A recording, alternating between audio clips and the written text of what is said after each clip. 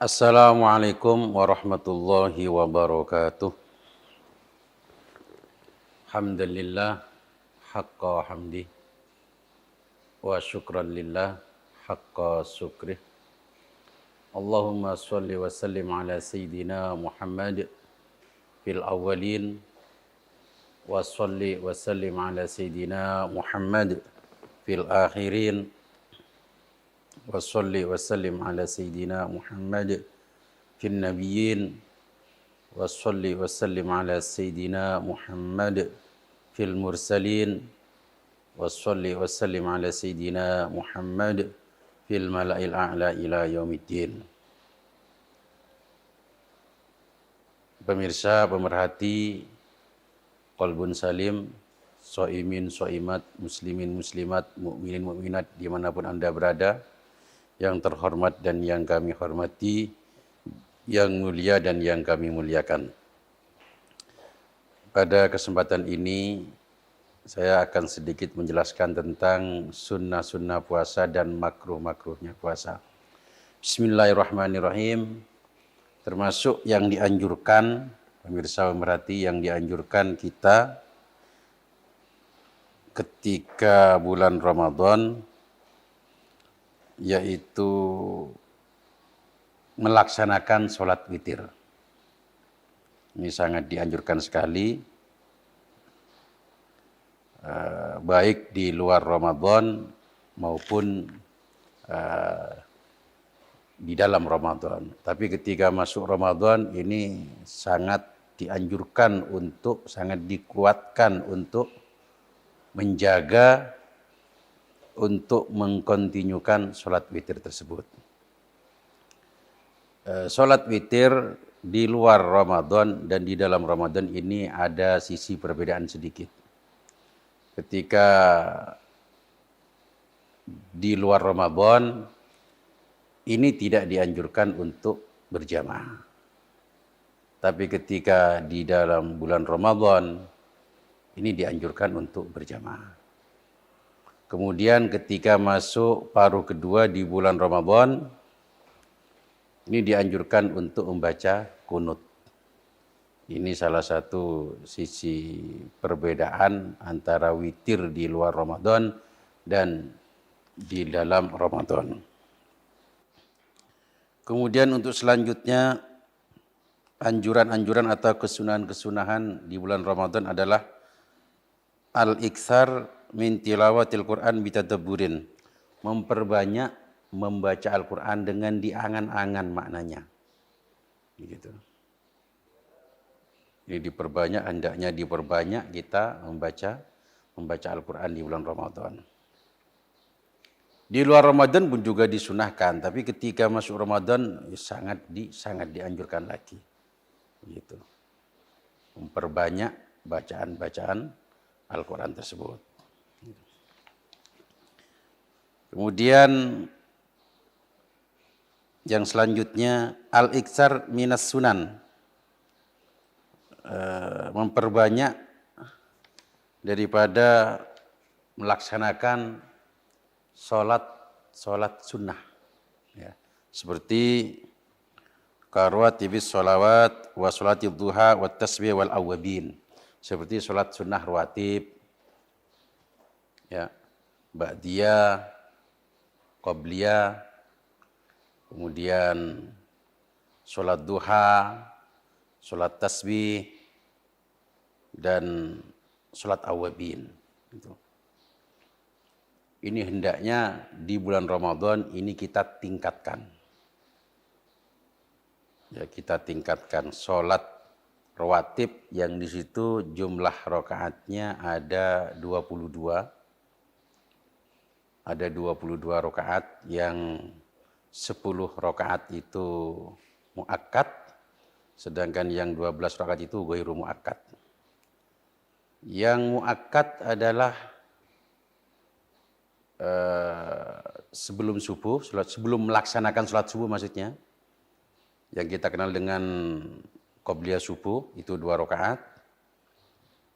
Itu yang muakkad. Kemudian sebelum duhur, sebelum melaksanakan sholat duhur 2 rakaat.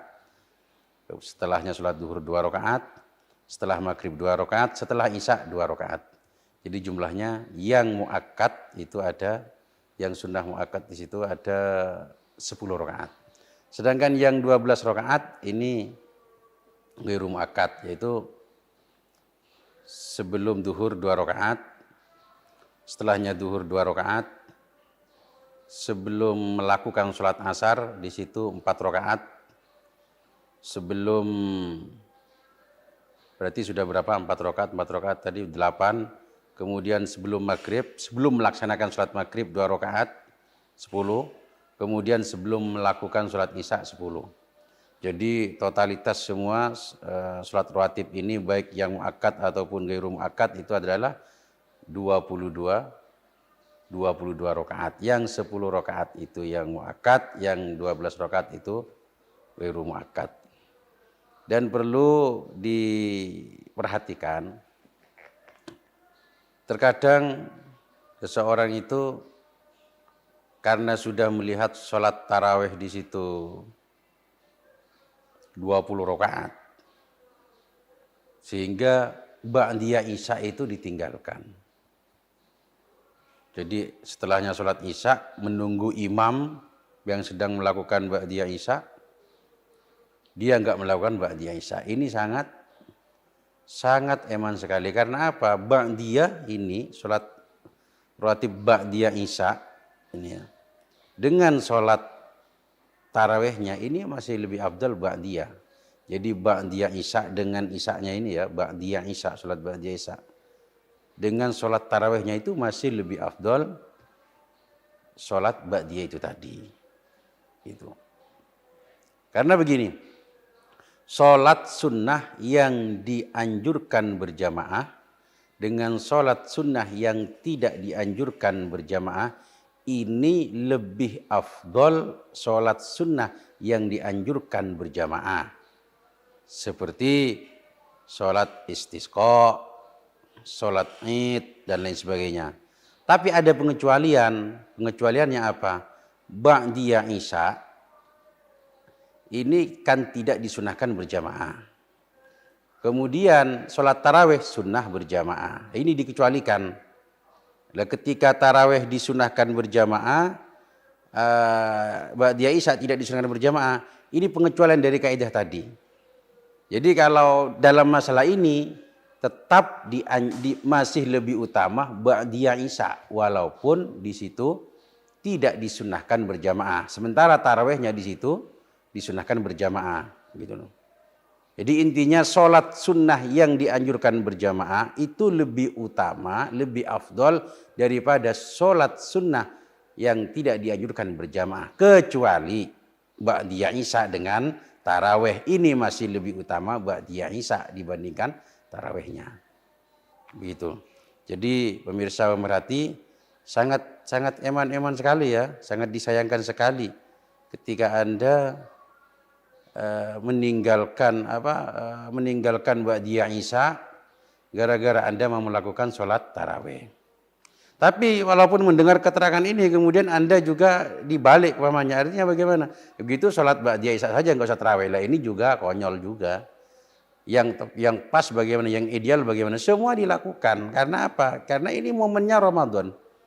Ramadan kita dianjurkan untuk memperbanyak sholat sunnah. Ya ba'diyah isya dikerjakan, ya sholat tarawih dikerjakan. Begitu. Kemudian sholat duha ini hendaknya kita baik di luar Ramadan ataupun di dalam Ramadan hendaknya ya dikerjakan semua, apalagi masuk Ramadan. Ya. Sholat sunnah ketika di Ramadan ini pahalanya itu bagaikan sholat fardu, begitu. Nah, ini sholat duha hendaknya kita kerjakan. Dan waktunya bagaimana? Ya waktunya waktu sholat duha ini panjang sebenarnya sampai matahari mau tergelincir. Itu panjang waktunya. Tidak hanya jam 9 habis, tidak. Anda melakukan sholat duha itu jam 10 masih bisa, setengah 11 masih bisa.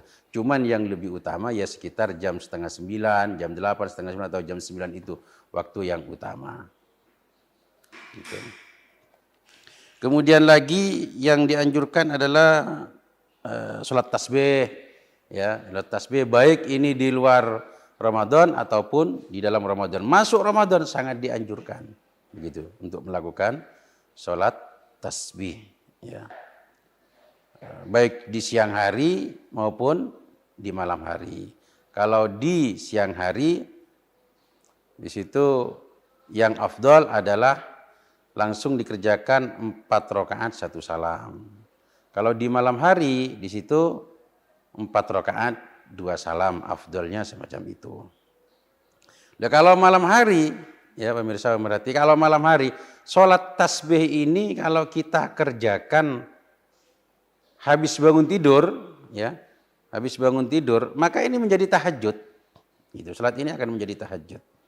Habis bangun tidur dan setelah melakukan sholat isya, ini menjadi tahajud. Karena tahajud itu apa sih? Tahajud, sholat tahajud itu adalah sholat sunnah yang dikerjakan di waktu malam setelah melakukan isya, setelah melakukan sholat isya, dan setelah bangun tidur. Sholat sunnah apapun saja, hajat, sholat sunnah mutlak, sholat tasbih, ya, dan sholat-sholat sunnah yang lain. Ya. Ini kalau kita kerjakan di malam hari setelah melakukan sholat isya dan setelah bangun tidur, ini masuk kategori sholat tahajud, begitu. Ya, sholat tasbih kalau kita kerjakan jam 1:30 atau jam 1 malam habis bangun tidur, dan tadi Anda sudah melakukan sholat isya, ini bagaimana? Masuk tahajud. Gitu. Sholat tasbihnya itu masuk kategori sholat tahajud. Terus bagaimana cara mengerjakan sholat tasbihnya? Sholat tasbih di situ ada 2 riwayat, ada yang dari Ibnu Mas'ud, ada yang dari Ibnu Abbas. Ya. Bagaimana tata caranya akan saya jelaskan setelah pariwara berikut ini.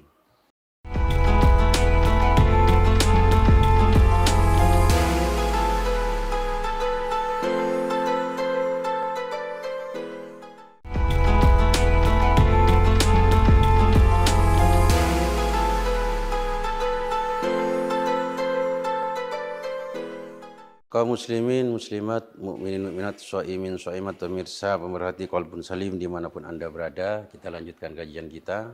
Bahwasanya sholat tasbih itu ada 2 riwayat. Yang unggul itu riwayatnya Ibnu Abbas, ya, tapi agak rumit sedikit. Yaitu pertama, niat sholat tasbih, usolli sunat tasbih, niat. Misalnya kita melakukan 2 rakaat ya. Dibaca doa iftitah, kemudian membaca tasbih. Kalau Ibnu Mas'ud tidak, Ibnu Abbas tidak. Ini yang Ibnu Abbas ya. Jadi baca iftitah seperti biasa, kemudian Fatihah, baca surat, dan setelahnya itu sebelum ruku kita membaca tasbih sebanyak 15. Kemudian ketika ruku, pas ruku 10, i'tidal 10, ketika sujud 10, duduk di antara 2 sujud 10 tasbihnya, ya, kemudian sujud lagi 10, kemudian duduk istirahat. Sebelum berdiri kita duduk istirahat, dan di duduk istirahat tersebut membaca 10.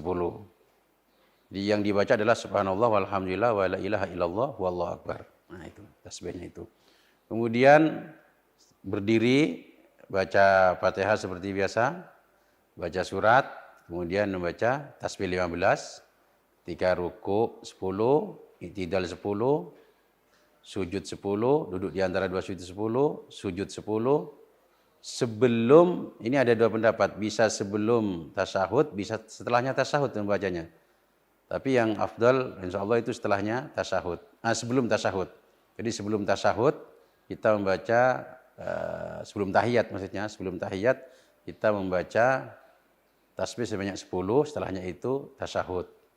Salam, kemudian berdiri lagi, takbir, seperti yang awal tadi. Ini untuk riwayat Ibnu Abbas. Kemudian yang Ibnu Mas'ud adalah seperti biasa, niat sholat tasbih, kemudian baca iftitah, baca takbir 15 kali, kemudian baca Fatihah, baca surat sebelum ruku. Ini ya, sebelum ruku di situ baca 10, ketika ruku 10, ketika i'tidal 10, sujud 10, duduk di antara dua sujud 10, sujud lagi 10, kemudian langsung berdiri.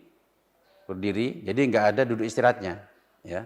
Langsung berdiri dan sebelum baca Fatihah 15, kemudian Fatihah surat sebelum ruku, setelahnya surat sebelum ruku 10, ketika ruku 10, i'tidal 10, sujud 10, kemudian duduk di antara dua sujud 10, sujud lagi 10, habis itu tahiyat, salam. Gitu. Kemudian lakukan lagi, jadi 4 rakaat ya, 4 rakaat. Kalau malam itu afdolnya 4 rakaat 2 salam, ya 2 rakaat 2 rakaat. Kemudian kalau siang itu langsung 4 rakaat 1 salam. Itu. Ini hendaknya kita kerjakan karena ini apa? Anjurannya itu kalau sholat tasbih itu kalau bisa setiap hari kita kerjakan, kalau bisa. Kalau nggak bisa maka seminggu sekali. Kalau seminggu sekali nggak bisa ya sebulan sekali. Sebulan sekali nggak bisa berarti setahun sekali. Setahun sekali nggak bisa ya seumur hidup sekali. Kalau tidak sama sekali tidak mengerjakan ini menunjukkan bahwa orang tersebut pemalas, malas dalam melaksanakan anjuran-anjuran agama. Begitu. Kemudian sholat awabin. Sholat awabin ini di bainal isya'in antara maghrib dan sholat isya. Ini ada yang mengatakan 20 rakaat, ada yang 6 rakaat, ada yang 4 rakaat. Ini hendaknya kita laksanakan baik di bulan Ramadan atau di luar Ramadan. Tapi ketika Ramadan sangat dianjurkan sekali. Yang selanjutnya hal-hal yang perlu yang dianjurkan lagi ketika bulan Ramadan adalah al-iksar minal a'mali as-sholihah, memperbanyak amal-amal kebaikan. Kas-shadaqati seperti sedekah, ya, menyantuni fakir miskin, ya, orang tua, orang-orang jompo, ngasih iftar, ngasih buka, ya, ngasih buka pada tetangga-tetangga kita. Ini sangat dianjurkan. Wa silaturrahim, silaturrahim, ya, silaturrahim. Wa huduri majalisil ilmi wal itikaf, ya. Hadir di majelis-majelis ilmu, melaksanakan itikaf dan lain sebagainya. Hendaknya ini kita tingkatkan di bulan Ramadan. Jadi kalau kita berangkat dari sini, silaturahim itu enggak harus hari raya. Jangan nunggu hari raya. Di waktu Ramadan pun juga kita dianjurkan untuk silaturahim itu saja. Yang selanjutnya al-ijtihad fil asril awahir wa tahri lailatul qadar fiha wa fi autariha akadu. Bersungguh-sungguh dalam meningkatkan ibadah pada 10 akhir di bulan Ramadan, ya. Dan bersungguh-sungguh mencari apa istilahnya, kita ingin berusaha untuk mendapatkan Lailatul Qadar di 10 yang akhir tersebut. Sedangkan yang ganjil pada malam-malam ganjil itu lebih kuat lagi.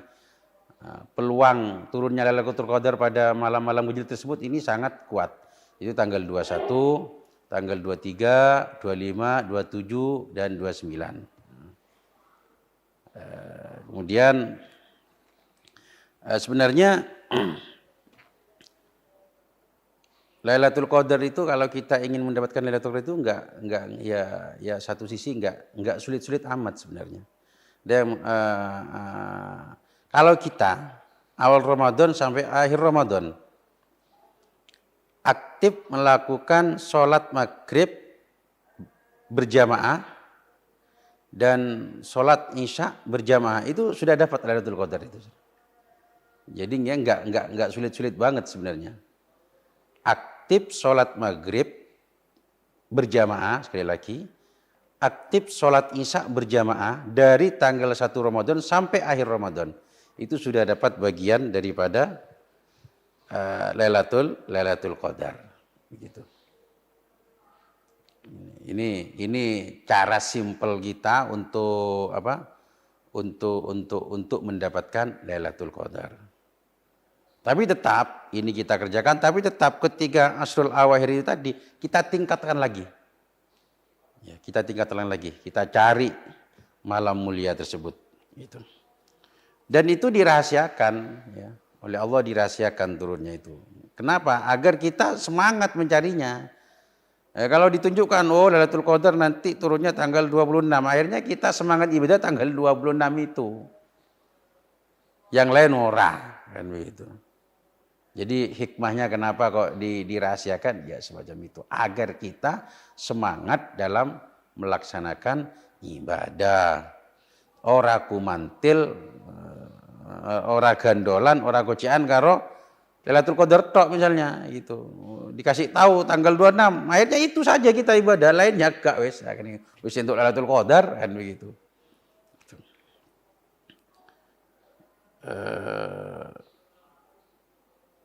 Yang selanjutnya yang harus kita yang dianjurkan pada kita adalah taharril iftar ala halalin. Kita berusaha berbuka dengan sesuatu yang halal. Ya. Dengan sesuatu yang halal ini kita ketika berbuka semacam itu. Jangan sampai ibadah kita di bulan Ramadan tercemari dengan hal-hal yang diharamkan. Jadi hasil perjudian misalnya ya, hasil ngembat duit rakyat misalnya, hasil korupsi, ojo digawe buka. Ya, ojo digawe buka. Iman-iman puasane. Ya kalau jangan mencuri, ya jangan berjudi wong puasa kok. Ya walaupun enggak puasa ya jangan melakukan itu gitu loh. Ya, hindari hal-hal yang haram tersebut baik di luar Ramadan maupun di dalam Ramadan. Nah, ketika bulan Ramadan kita mau berbuka, hendaknya kita berusaha untuk iftar, kita berbuka dengan sesuatu yang halal, gitu ya, sesuatu yang halal. Yang selanjutnya adalah at-tausi'ah 'alal iyal, kita ngasih kelonggaran kepada keluarga kita di bulan Ramadan itu tadi. Ojo medit-medit lah, gitu. Ning bojo itu ojo medit, ning anak itu ojo medit-medit. Ya, kasih kelonggaran, ya. Kasih kelonggaran, nafkahnya biasanya ngasihnya 100, ditambahlah 150 apa 200 begitu. Jadi kita ngasih ngasih kegembiraan kepada keluarga, kepada anak-anak kita. Gitu. Atau alal iyal, ngasih kelonggaran kepada keluarga. Ini dianjurkan ketika Ramadan. Selanjutnya tarkul lakwi wal musyatamah. Meninggalkan sesuatu yang sia-sia, ngedabrus itu setidaknya enggak usah dilakukan di Ramadan itu. Eman-eman daripada ngedabrus lebih baik dibuat baca Al-Qur'an gitu ya. Hadisnya sudah jelas min husni islamil mar'i tarkuhu ma la ya'nihi itu. Jadi termasuk kebaikan dari Islamnya seseorang adalah meninggalkan sesuatu yang tidak ada manfaatnya. Jadi min husni islamil mar'i tarkuhu ma la ya'nihi. Apalagi di Ramadan, tinggalkan lagu-lagu tersebut. Ya lagun. Sesuatu yang sia-sia itu hendaknya kita tinggalkan. Coba ngedabros. Jangan-jangan nanti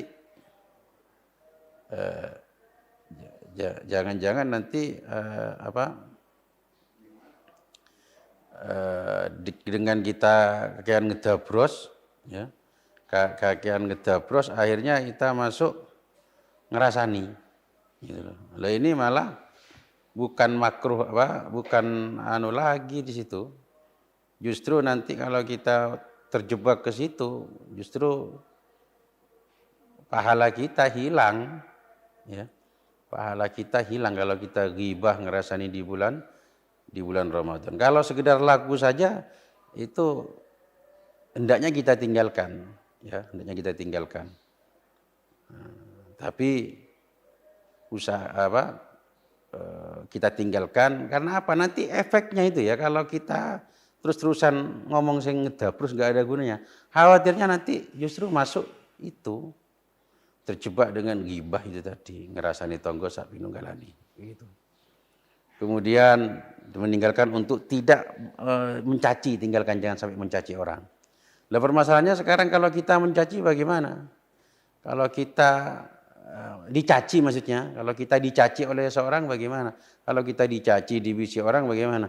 hati kita harus ingat. Ilingno, kita harus ingat dalam hati kita bahwasanya kita itu puasa, saya itu puasa, ingatkan dalam hati itu anjurannya begitu. Ketika kita dicaci, ketika dipisui wong, ya. Ini hati kita hendaknya ingatkan hati kita dengan mengucapkan di dalam hati lo ngomong, saya puasa. Tujuannya apa? Biar kita enggak membalas dan lain sebagainya gitu. Dan juga dianjurkan kita ngomong kepada orang yang mencaci tadi, kita ngomong saya puasa.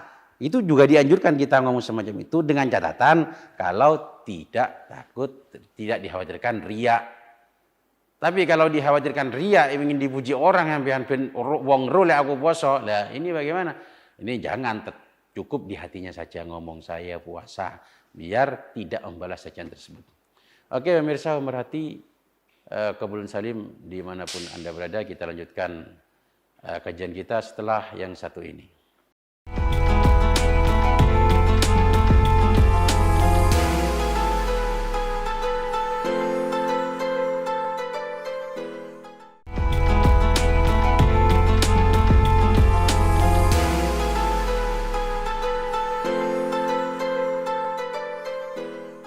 Kaum muslimin, muslimat, mukminin, mukminat, shaimin, shaimat, pemirsa pemerhati Qaulun Salim dimanapun Anda berada, kita lanjutkan kajian kita.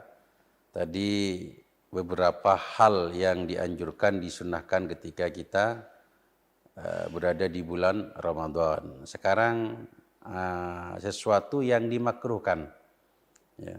Sesuatu yang dimakruhkan ketika kita berpuasa. Yang mana sesuatu yang makruh itu ketika kita kerjakan tidak bermasalah, tapi begitu kita tinggalkan di situ kita mendapatkan pahala. Hendaknya hal-hal yang makruh ini walaupun tidak membatalkan puasa, hendaknya kita tinggalkan, ya, agar puasa kita di bulan Ramadan ini betul-betul maksimal ibadah kita. Hal-hal yang dimakruhkan adalah yang pertama adalah al-alku, ay matbuhu biduni ayyam fasila minhu syai'un ilal jauf, yaitu mengunyah, memamah, ya.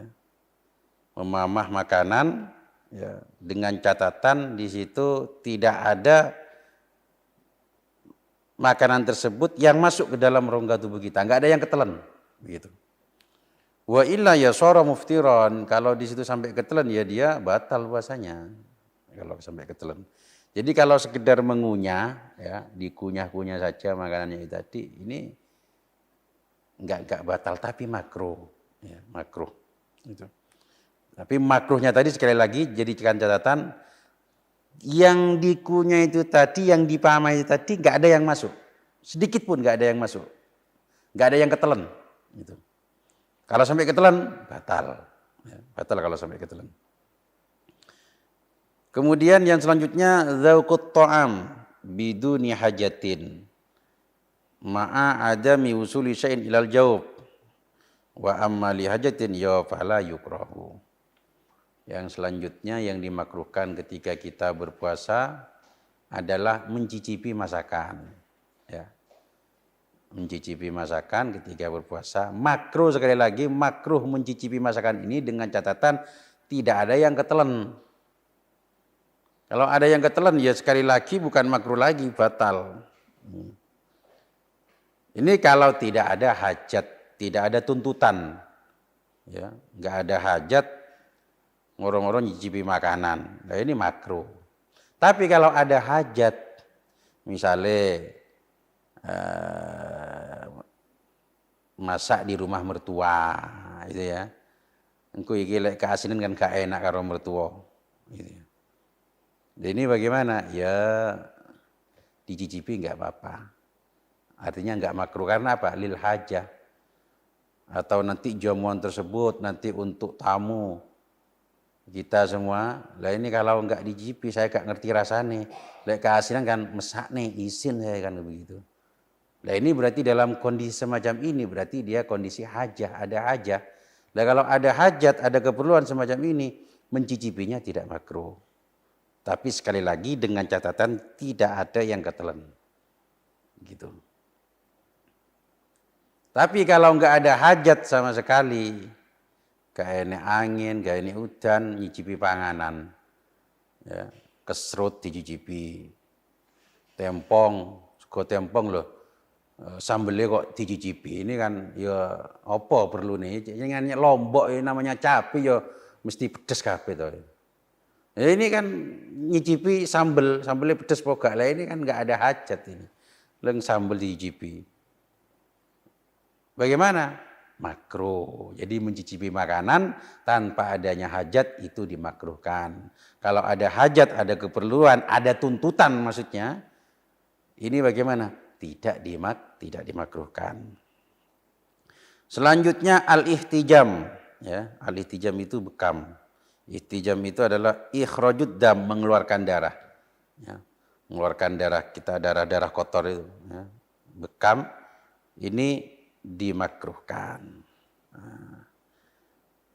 Kenapa kok dimakruhkan? Karena akan bikin lemes. Ya. Orang bekam itu bikin lemes. Gitu. Ketika dikeluarkan darah kita. Kemudian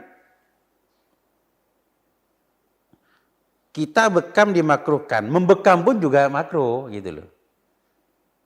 Kita bekam dimakruhkan, membekam orang lain pun juga kita makruh. Gitu. Jadi hendaknya bekam itu ojo pas Ramadan, ya, di luar Ramadan saja. Gitu. Yang selanjutnya majul ma'i ba'dal iftar,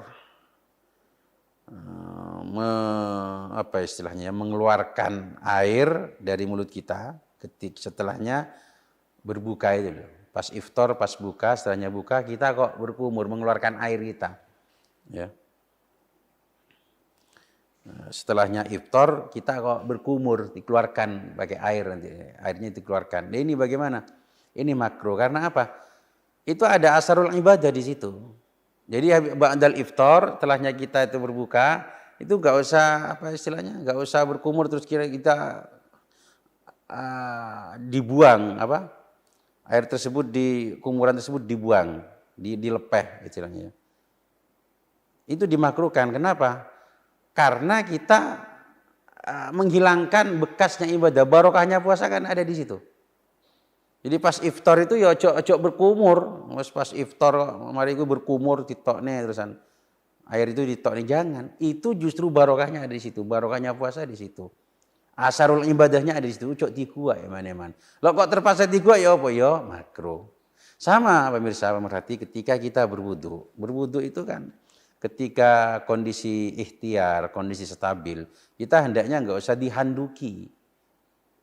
Air yang ada di wajah kita, air yang ada di tangan kita, bekas air yang ada di kepala kita, di kaki kita, itu hendaknya enggak usah dihanduki, biarkan saja. Nah, kalau dihanduki bagaimana? Makruh. Kenapa? Karena itu asarul ibadah. Bekasnya ibadah itu barokah di situ, enggak usah dikeringkan, eman-eman gitu. Ketika kita mandi besar, ya, mandi besar atau mandi sunnah, ya sing wapi itu ya enggak dihanduki, enggak dikeringkan. Biarkan saja asarul ibadah itu menetap pada kita, barokah di situ. Tapi kadang gak enak ya kan, masalahnya itu kan gak enak. Kebiasaan kita kan habis wudhu kita handukan, dikeringkan ya. Kalau enggak kisah itu kan kayak terasa apa? Kayak terasa gatel apa keri-keri gimana kan begitu. Tapi sebenarnya semacam itu. Ketika kita habis wudhu kok dihanduki, makruh. Habis mandi dihanduki, makruh. Maksudnya mandi ibadah ya. Mandi yang masyru' seperti mandi junub, ya mandi sunnah. Nah, itu hendaknya enggak usah dihanduki, wis. Ya, biarkan saja, itu adalah atharul ibadah, biar bekasnya ibadah biar menetap di dalam tubuh kita. Yang selanjutnya al-ghuslu bil inggimas. Walau kana al-ghuslu wajiban, mandi dengan berendam. Silem, berenang, berenang. Berada di dalam air, masuk ke dalam air, berendam ya. Ini dimakruhkan ya. Walaupun mandinya itu mandi wajib. Tetap dimakruhkan. Jadi enggak usah nyebur kolam renang dulu kalau siang hari di bulan Ramadan nggak usah nyebur-nyebur ke kolam renang dulu. Kalau ingin nyebur kolam renang ya nanti malamnya itu mandi ya wis bar maghrib, bar tarawih, jam 12 bengi nggak masalah itu. Mandi ya itu masuk sudah ke dalam air. Tapi kalau siang jangan, makruh ya. Mandi bil inggimas, mandi dengan berendam itu tadi di dalam air itu dimakruhkan. Walaupun mandinya mandi wajib, pemirsa. Yang selanjutnya yang dimakruhkan adalah as-siwak ba'da zawal. Kita siwakan setelahnya tergelincirnya matahari. Ya mulai duhur itu, mulai waktu duhur sampai kebuka. Itu makruh kita siwakan. Ya berkumur, ya sikatan, makruh di situ. Kenapa kok dimakruhkan? Karena dengan bersiwak tersebut, dengan berkumur tersebut, dengan sikatan tersebut, ini menghilangkan baunya mulut. Yang mana baunya mulut itu harganya mahal banget loh nanti di yaumil qiyamah. Itu indallah atyabu min rihil misik. Indallah menurut Allah itu bagaimana? Lebih wangi daripada minyak kasturi, minyak misik. Sehingga ini jangan dibuang. Jangan dibuang eman-eman gitu loh. Jadi setelahnya zawal, ini kan mambu-mambu nih mulut, gak enak mulut sudah biarkan saja. Enggak usah siwakan, kita enggak usah berkumur, kita enggak usah. Kecuali mulut kita berdarah, ini lain lagi urusannya begitu. Ya. Jadi eman-eman, jangan digua. Sesuatu yang melebihi minyak kasturi, pahalanya maksudnya itu jangan dibuang dengan cara kita bersiwak. Itu. Jadi makruh bersiwak ba'daz zawal, setelah tergelincirnya matahari. Kemudian untuk selanjutnya kasratus syiba wan naum wal haudu fi ma la ya'ni. Lianna dzalika yuthibu faidatas shaum. Warken mangan, ojo warken. Ya. Ini justru makruh, pas buka ngantem telung piring. Ya. Ojo keluarkan, biasa-biasa aja. Karena apa? Karena siji, ya. Ini meninggalkan apa? Sahur kebangetan sahur apa? Keluarkan, buka wake mangane. Ini menghilangkan faedah apa namanya? Ya Allah, faedahnya puasa. Faedahnya puasa memang harus lapar perut kita itu. Harus lapar. Ya kalau kemuarek buka, kewareken sahur, kewaken kan enggak ada laparnya pemirsa. Ya kudu enek lapar, jenenge puasa kudu enek lapar karena dengan lapar tersebutlah itu nanti muncul faidatus shaum. Oke, pemirsa berarti kebanyakan makan ini akan saya lanjutkan setelah pariwara berikut ini.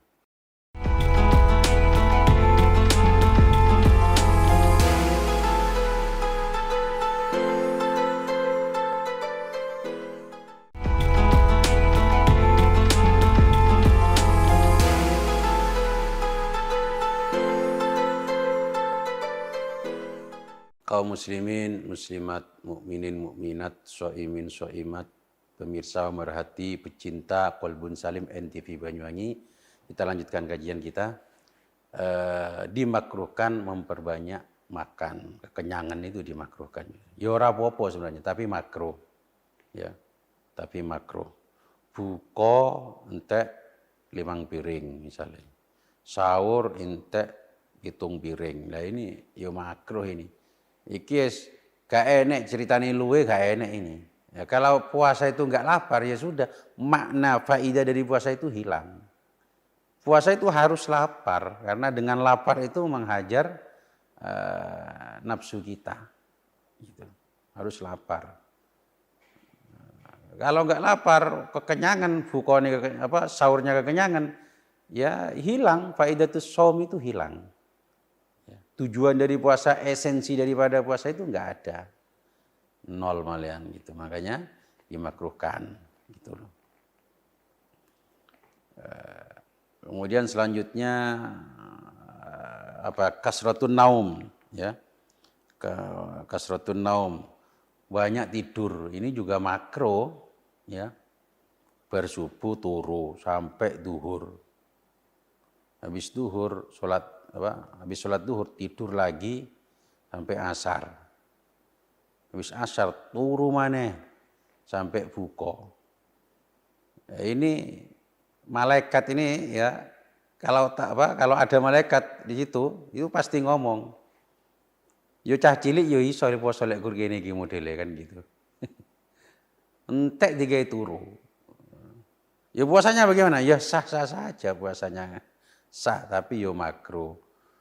Yo enggak ada masyakohnya itu. Masyakohnya enggak ada. Enggak rekoso ya. Sing liyane padha ngelak, sing liyane padha lho iku swantah yang turu tok. Puasanya sedina kotor itu ya. Puasanya sehari kotor, sedina kotor gak bersih sehari, kepotong apa? Kepotong tidur itu tadi. Gitu. Ya. Jadi hendaknya ketika kita berpuasa jangan kekenyangan, jangan memperbanyak tidur, dan jangan melakukan sesuatu yang tidak ada faedahnya. Usahakan waktu-waktu kita di situ dibuat aktivitas-aktivitas yang punya nilai ibadah. Ya, seperti hadir di majelis taklim, membaca Al-Quran, memperbanyak sedekah, dan lain sebagainya. Pokoknya yang bernuansa positif semua, yang bernuansa ibadah semuanya. Begitu. Kemudian selanjutnya yang dimakruhkan ketika kita berpuasa adalah atanawulus syahawat al-mubahah. Kita melakukan syahwat-syahwat yang diperbolehkan, ini makruh. Contohnya yang ngambung bucu, ya makruh. Itu kan syahwat yang mubahah itu. Bucu kok bujuni dhewe, ya kan boleh toh. Bujuni dhewe, ya lek bujuni wong ya ora oleh, kepuke lek bujuni wong. Lek bujuni dhewe itu kan boleh. Lah ya Mas yo boleh lek siang hari di Ramadan ya ojo diambung ya. Makruh. Ya, makruh. Tahu memandang kelamaan itu nanti memandang bucu kelamaan itu juga bisa mengakibatkan makruh nanti ya gitu. Kenapa dimakruhkan? Karena ini nanti ya kalau ngambung ini nanti kan khawatirnya kepada yang lain-lain. Ya. Kepada selainnya ngambung ya. Wala ali washabihinya ngambung itu nanti kan berbahaya justru dengan puasa kita. Gitu. Kita memandang terlalu lama ning bucu. Oh ini bujune jek enom kan gitu.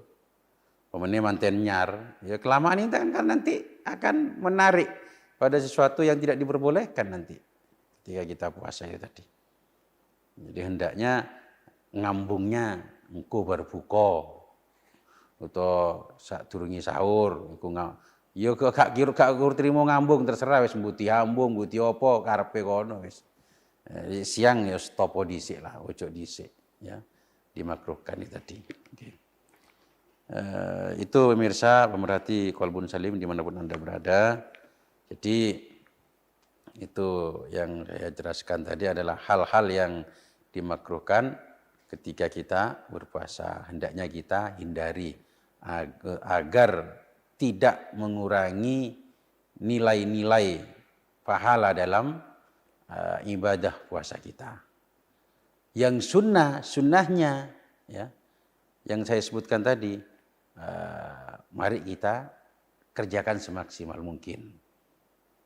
Makruhnya mari kita berusaha tinggalkan semaksimal mungkin agar betul-betul ibadah puasa kita di situ maksimal. Begitu. Kemudian selanjutnya yang perlu kita perhatikan ketika kita berpuasa adalah di sini hukum masuknya air ketika mandi ke dalam tubuh kita dengan tanpa disengaja. Ketika ada orang mandi di siang hari di bulan Ramadan, ini perlu diperhatikan, mandi di siang hari di bulan Ramadan, ternyata pas mandi itu tadi ada air yang masuk ke dalam tubuh kita tanpa disengaja. Ini hukumnya ditafsir, diperinci hukumnya pemirsa. Bagaimana perinciannya? Perinciannya adalah idza kana al-ghuslu ma'muran bihi masyru'an fardhon ka ghusli janabatin aw sunnatan ka ghusli jum'atin fala yabtulu as-shaumu idza tasala bis-sabbi wa yabtulu idza tasala bil inggimas. Nah, ini kalau mandinya ini tadi yang kemasukan air itu melalui telinganya, ya mestinya melalui telinga ini atau ketelen, ya, tidak disengaja di siang hari di bulan Ramadan pas mandi itu tadi. Ini perincian pertama. Kalau mandinya itu mandi yang masyru', mandi yang dianjurkan, mandi yang diperintahkan, seperti mandi wajib, ya, atau mandi sunnah, ini tidak batal puasa kita. Kalau masuknya tadi tanpa disengaja loh ya, masuk ke dalam tubuh kita airnya masuk ke dalam tubuh kita tanpa disengaja. Ini puasa kita tidak batal. Dengan catatan mandinya dengan cara disiram. Tapi kalau mandinya itu dengan berendam, ya, maka batal. Ini. Saya ulangi lagi. Ketika mandi di siang hari di bulan Ramadan, apabila ada air yang masuk ke dalam tubuh kita, maka itu diperinci. Yaitu kalau mandinya mandi yang dianjurkan, mandi perintah, mandi yang disyariatkan, mandi masyru', ya. Seperti mandi wajib dan mandi sunnah, ya. Mandi wajibnya ya mandi dari junub itu tadi, kemudian mandi sunnahnya seperti mau ke Jumatan. Ini kalau ada air yang masuk tanpa sengaja masuk ke dalam tubuh kita, puasa kita tidak batal dengan catatan mandinya itu disiram, dikebyur, pakai gayung. Tapi kalau mandinya itu berendam, mandi di kolam, ya, maka puasanya menjadi batal. Walaupun di situ mandinya mandi yang masyru'. Tapi mandinya itu mandi menyemplung di kolam, ya batal, bro. Gitu loh.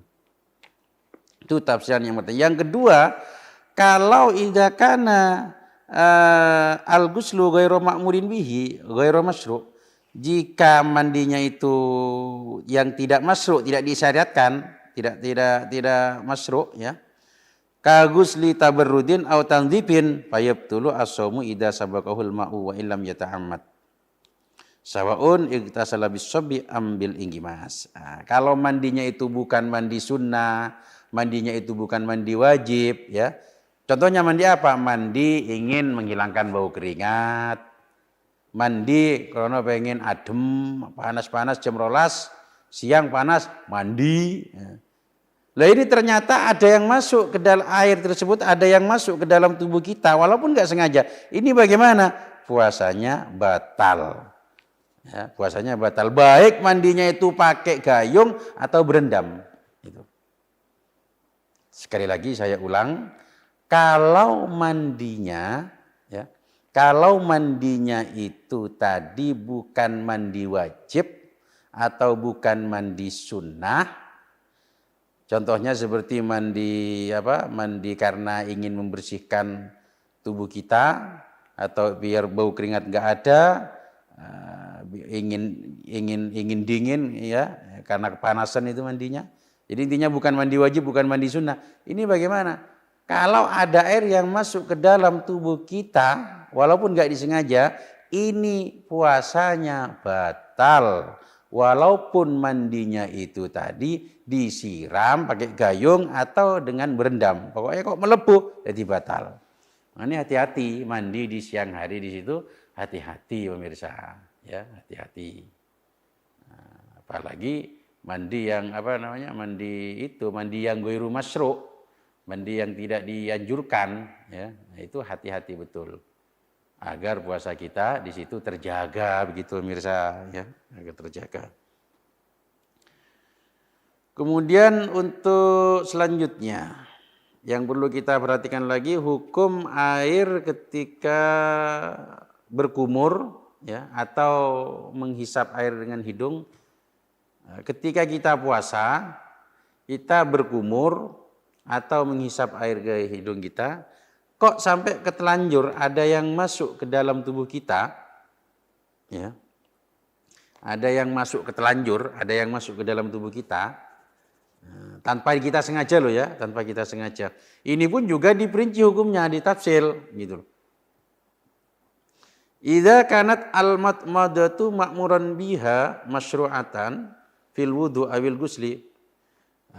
Jika di situ berkumurnya itu tadi diperintahkan, dianjurkan dalam wudu atau dalam mandi, maka dilihat dulu. Idza lam yubalik fiha fala yabtulu as-shaumu idza sabaqahul ma.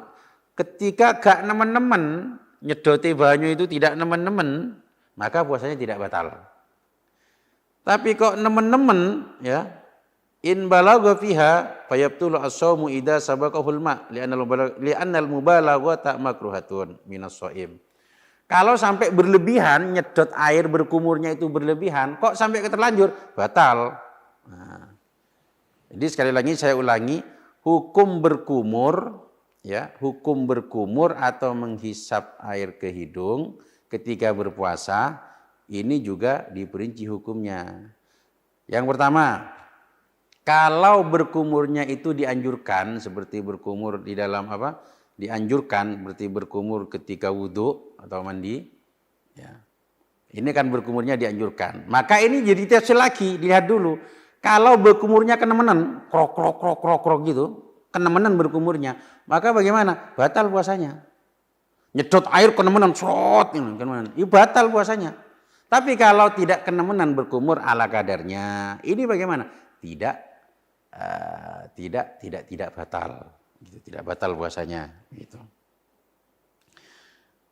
Kemudian wa idza kanat al-madmadatu ghairu ma'murin biha ghairu masyru'ah bi an kanat rabi'atan aw laysat fil wudu awil gusli fa yabtulu biha as-shaumu wa in lam yubalik. Kemudian yang kedua, kalau berkumurnya ini tidak dianjurkan, ya, berkumurnya atau menghisap air ke hidung itu enggak dianjurkan. Gambarannya bagaimana? Gambarannya adalah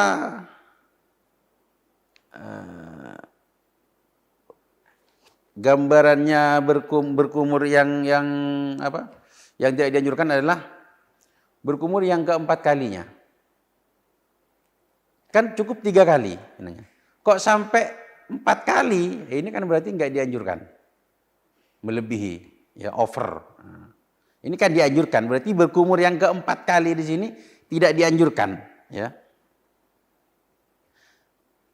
Ketika wudhu, mestinya kan berkumurnya itu kan cuma 3 kali. Kok sampai 4 kali? Yang keempat ini loh, kan berarti ini nggak dianjurkan, over sudah. Ya. Ini kalau sampai ketelan bagaimana? Sampai ketelan masuk ke dalam tubuh kita, maka ya batal puasa kita. Atau yang tidak dianjurkan lagi apa? Di luar wudhu. Gak wudhu, ya gak mandi. Kita kok berkumur? Ini kan berarti nggak dianjurkan. Lah kalau nggak dianjurkan semacam ini, berkumur yang tidak ada anjurannya ini bagaimana? Ketelan, maka di situ puasa kita batal. Gitu ya, puasanya kita di situ batal. Walaupun di situ enggak nemen-nemen, ya. Biasa-biasa saja, wajar-wajar saja berkumurnya, tetap batal. Kenapa? Karena berkumurnya tidak dianjurkan, gitu. Ya, pemirsa, berarti qalbun salim, ya dimanapun Anda berada, ya, mudah-mudahan kajian kita dari awal sampai akhir menjadi kajian yang barokah, manfaat, maslahah fid din wa dunya wal akhirah. Mudah-mudahan kita bisa melaksanakan anjuran-anjuran di bulan Ramadan, dan juga mudah-mudahan kita dikasih taufik oleh Allah Subhanahu wa taala meninggalkan hal-hal yang dimakruhkan, terlebih yang diharamkan di bulan Ramadan ini. Sehingga puasa kita betul-betul puasa yang sempurna. Sehingga akhirnya kita semuanya akan menjadi orang-orang yang bahagia di dunia dan bahagia di akhirat. Ya, mudah-mudahan semuanya mendapatkan husnul khotimah. Amin amin ya rabbal alamin. Terima kasih atas segala perhatian. Mohon maaf atas segala kekurangan. Wallahul muwaffiq li aqwamit thoriq. Wassalamualaikum warahmatullahi wabarakatuh.